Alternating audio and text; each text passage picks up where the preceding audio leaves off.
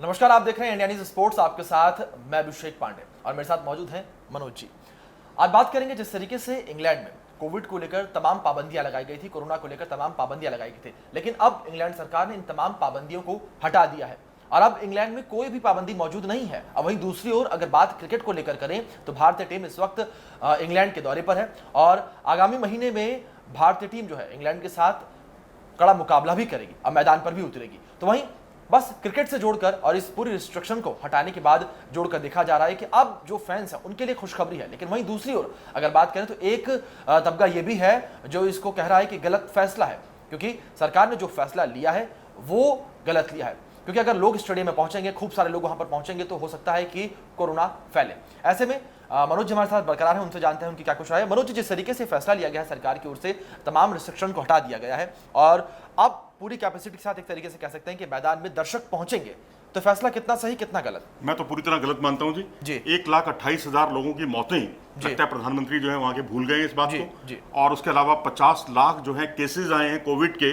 उसको भी वो भूल गए हैं। अब मुझे तो ये ताज्जुब होता है कि जब इंग्लैंड की टीम यहां आती है तो England and Wales cricket board जो है छोटी छोटी बातों पे नुक्ताचीनी करता है। यहाँ का भोजन ये ठीक नहीं है, यहाँ का मौसम ठीक नहीं है, यहाँ का पोल्यूशन लेवल जो है वो बढ़ गया है। तो भैया यहाँ तो कोविड से बढ़कर थोड़ी है कि जान से बढ़कर थोड़ी है। आप तो सबको स्टेक पे लगाकर, मैं तो समझता हूँ इसका भारत को विरोध करना चाहिए, बीसीसीआई को विरोध करना चाहिए। ये कोई तरीका नहीं है, ये मजाक है, मजाक बनाया हुआ इन्होंने जी। लेकिन वही अगर बात करें, जब भारतीय खिलाड़ी पहुंचे थे WTC फाइनल के लिए तो उस वक्त तमाम तरह की जो रिस्ट्रिक्शंस लगाए गए थे, मतलब और केवल हफ्ते भर 10 दिन के बाद ही इस तरीके का इतना बड़ा बदलाव सरकार की ओर से। देखिए वहां तो 4,000 की लिमिट बांधी गई थी, बिल्कुल सही था फैसला, स्वागत योग्य था। फिजिकल डिस्टेंस का भी पालन हो रहा था। लेकिन अब इंग्लैंड को पैसा कमाना है। आप आपने विंबलडन से पैसा कमा लीजिए भैया, विंबलडन चल रहा है आपके यहाँ, 10 को विमेंस सिंगल्स फाइनल है, 11 को पुरुष सिंगल्स फाइनल्स है।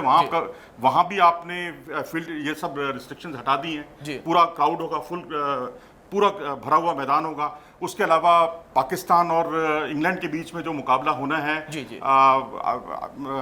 10 तारीख को मुकाबला होना है लॉर्ड्स के मैदान पर, वहां भी आपने कंडीशन ये सब हटा दी हैं। क्या ऑस्ट्रेलिया इसके लिए राजी होता? क्या न्यूजीलैंड इसके लिए राजी होता? बिल्कुल राजी नहीं होते। अब एशियन टीमें इस मामले में बहुत सहृदय हैं, ये मैं कहूंगा, चाहे भारत हो चाहे पाकिस्तान हो। आप उनकी दुहाई देकर या उनको बिल्कुल उनके हितों को दरकिनार करते हुए अपना जेबें भरने की तरफ अगर आप ध्यान देंगे तो मुझे लगता है कि ECB को कड़ा जवाब देने की बारी है BCCI की। बिल्कुल बिल्कुल, BCCI को यहाँ पर कड़ा जवाब देना चाहिए। क्योंकि अगर बात हम कोरोना को लेकर भी एक बात को करें, क्योंकि मनोज जी आपको भी पता होगा कि अगर डेल्टा प्लस वेरिएंट को लेकर बात करें, चाहे यूके वेरिएंट को लेकर बात करें, तो लगातार विशेषज्ञों का ये कहना है कि जब तीसरी वेव आएगी तो कहीं ना कहीं जो ये वेरिएंट है ये तीसरी वेव के लिए सबसे बड़े घातक साबित होंगे। और इस बीच इस तरीके का ये बड़ा फैसला कि तमाम जो रिस्ट्रिक्शन है उनको हटा दी जाएगी।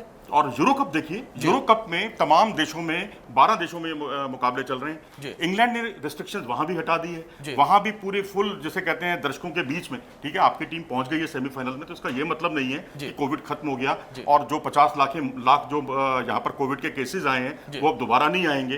तो ये सारी चीजों पर थोड़ी गंभीरता रखने की जरूरत है। और ये राजनीतिक स्तर पर भी सबसे बड़ी दिक्कत हुई है। वहां के प्रधानमंत्री ने जो ये घोषणा की है और सारी रिस्ट्रिक्शंस हटा दी है, तो मुझे लगता है कि कहीं कोई बड़ी आपदा ना आ जाए, कोई बड़ी घटना ना आए, और इसके लिए सतर्क हो जाना चाहिए वहां की सरकार को भी और ECB को भी। और अगर नहीं होती तो BCCI को इसका सख्त विरोध करना चाहिए। बिल्कुल मनोज जी, आपने बिल्कुल ठीक कहा कि सख्त विरोध करना चाहिए। लेकिन एक मैं आपसे आखिरी सवाल यहाँ पर लेना चाहूंगा कि ये बात तो ठीक है कि BCCI को यहाँ पर विरोध करना चाहिए। BCCI अपने आप में एक बड़ा बोर्ड है कि जिस तरीके से तमाम खिलाड़ी, बड़े खिलाड़ी कह सकते हैं, बड़े चेहरे वहां पर मौजूद होंगे, तो ऐसे में क्या किसी खिलाड़ी की ओर से कोई बयान अभी तक सामने आया, किसी खिलाड़ी ने इस पूरे मामले का विरोध किया हो? क्योंकि खिलाड़ियों को भी अपनी चिंता तो होगी, अपने परिवार की चिंता होगी।